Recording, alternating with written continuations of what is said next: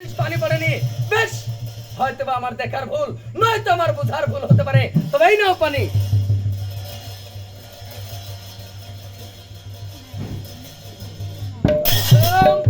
এবার কি তোমার মুখে পানি পড়েছে? আজকে দেখো গো স্বামী, তুমি আমার মুখে পানি দিচ্ছ না, আমার সঙ্গে ঠাট্টা করছো গো স্বামী। আমার মুখে যে এবারে পানি পড়েনি। ওরে ওরে মায়াবিনী কালসাবিনী, আজকে তুমি বলছো যে স্বামী গো আমার মুখে পানি তুলে দিচ্ছ না, আমার সঙ্গে ঠাট্টা করছো। তুমি কি একবার ভেবে দেখেছো? তুমি কি একটা ভার অনুভব করেছো? আজ তোমারই কারণে আমি আসরের নামাজ কাজা করেছি। আল্লাহ তাআলা ৮০ হুক্কা দুজক সাজা আমার খাতায় লিখে রেখেছে। ওই ৮০ হুক্কা দুজকের কারণে আমাকে আল্লাহ পাক ফেলতে ফেলতে ওই জ্বলন্ত দুজকে নিক্ষেপ করবে। ওই দিন আমি পুরো দাও দাও হয়ে যাবো, পিপাসায় আমার কলিজা ফেটে চৌচির হয়ে যাবে।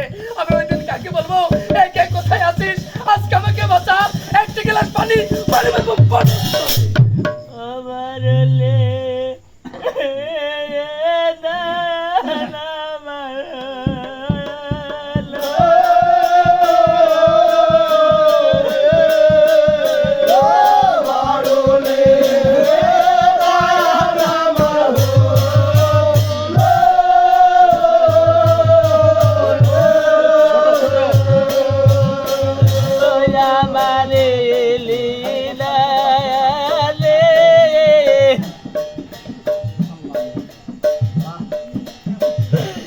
আমার কোয়তা আয়া রে রে আমার সাদে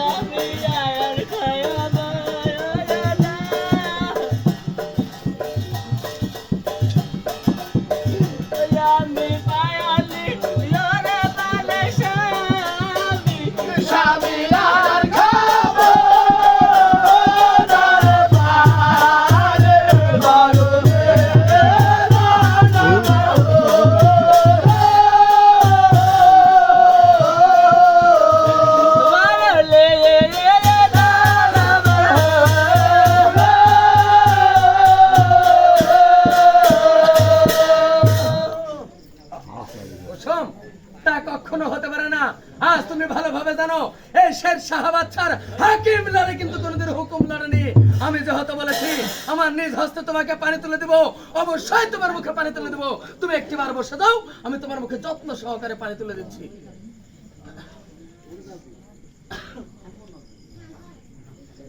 তবে এই নাও পানি।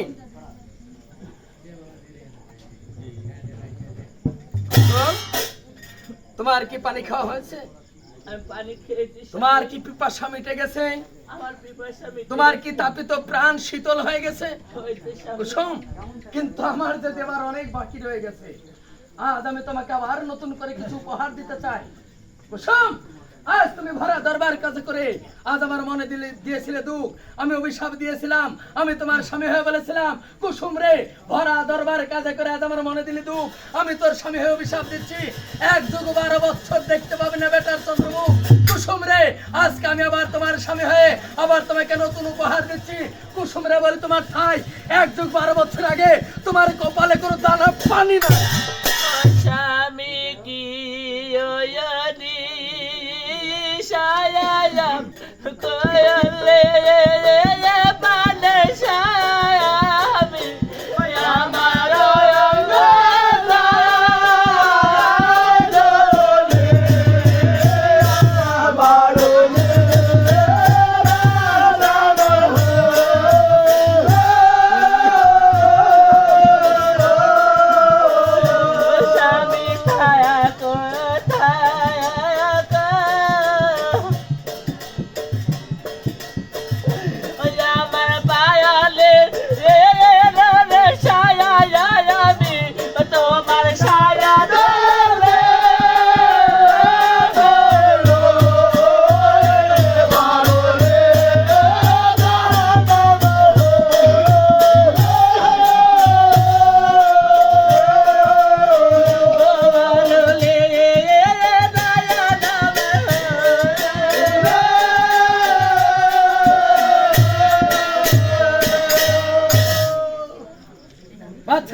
জান্নাতে?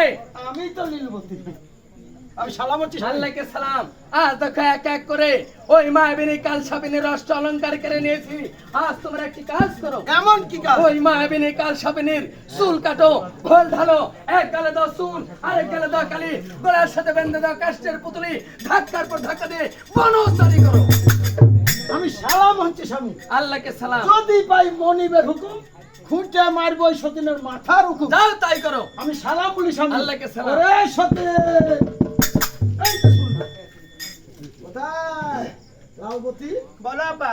ওই যে কাশি লিয়ে তো সতীনের মাথা চুল কেসি আপা। কাশি দিয়ে সতীনের মাথা চুল কেটে দে। ধরো খাসগুলা। দে দে দে দে, দে।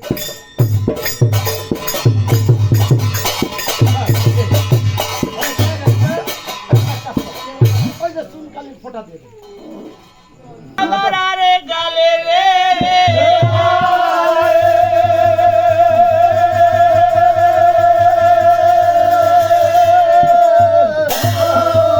আরে গলার সাথে বাঁধা দিলাম এক আমার কষ্টে।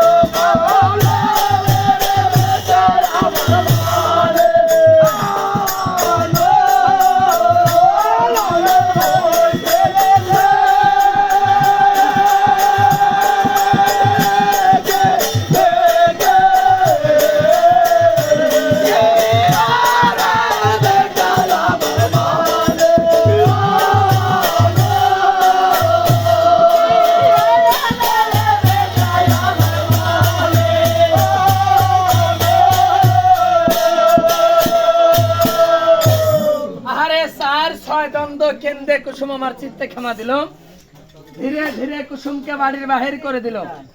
ওখান থেকে কুসুম আমার বিদায় হয়ে গেল। আজ গান গল্পের কথা দেখতে দেখতে সন্ধ্যা ঘনিয়ে এলো। কুসুম বনের মাঝে বিদায় হয়ে গেল। বনের মাঝে গিয়ে কুসুম বলছে, হায় আল্লাহ, আমি একটা নারী, এই অন্ধকার বনের মাঝে আমি কিভাবে থাকবো আর কোথায় যাব? আমার যে কোনো ঠিক ঠিকানা নাই। হে আল্লাহ তাআলা, তুমি আজকে আমাকে একটা পথ বাতিয়ে দাও। কুসুম কথা বলতে বলতে অদূরে খেয়াল করে দেখে টিম টিম করে একটা বাতি জ্বলছে।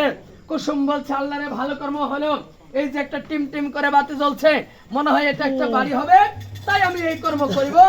আজ রাতটুকু এই বাড়িতে থেকে পরের দিন সকালবেলা আবার উঠে চলে যাব। কুসুম বিদায় হয়ে গেল। বাড়ির সামনে যে উপনীত হলো, বাবারে বাড়িওয়ালা, বাবারে বাড়িওয়ালা বলে কুসুম সেদিন ডাকিতে লাগিল। আরে বাবা বাড়িওয়ালা, আরে বাবা হাই বাড়িওয়ালা। খোদা, এই নিশি রাত্রিতে বাড়িওয়ালা বাড়িওয়ালা বলে ডাকছে।